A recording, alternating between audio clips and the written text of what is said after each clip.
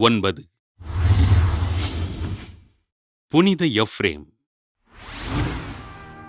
Syria நாட்டின் நிசிபிஸ் பகுதியில் வாழ்ந்த இறைபக்தி நிறைந்த குடும்பத்தில் கிபி 306ஆம் ஆண்டு பிறந்தார் எஃப்ரேம்.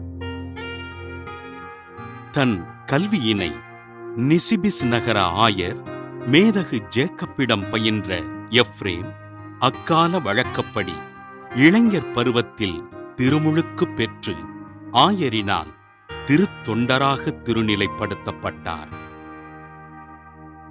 பெர்சிய அரசன் 2ஆம் ஷாபர் நிசிபிஸ் நகரை முற்றுகையிட்டு தாக்குதல் நடத்த திருத்தொண்டர் எஃப்ரேம் ஆயரை காப்பாற்றி பாதுகாப்பான இடத்திற்கு அழைத்துச் சென்றார்.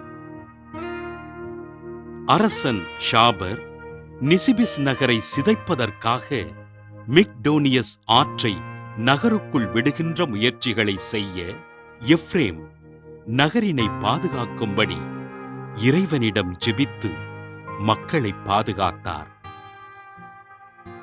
கிபி 363ஆம் ஆண்டு நிசிபிஸ் மக்களை அரசன் ஷாபர் நிசிபிஸ் நகரிலிருந்து வெளியேற்ற எஃப்ரேம் எடேசா மலைக்குச் சென்று இறைவனை தியானித்து வாழ்ந்தார்.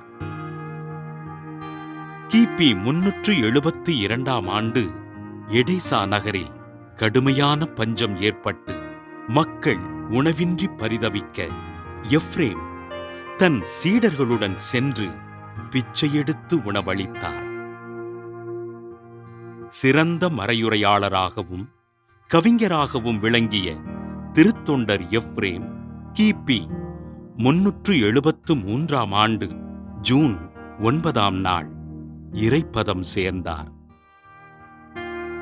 தூய ஆவியாரின் புல்லாங்குழல் என்று மக்களால் அன்போடு அழைக்கப்பட்ட எஃப்ரேமினை திருத்தந்தை 15ஆம் ஆசீர்வாதப்பர் 1920ஆம் ஆண்டு அக்டோபர் 5ஆம் நாள் திருச்சபையின் மறைவல்லுனராக அறிவித்தார்.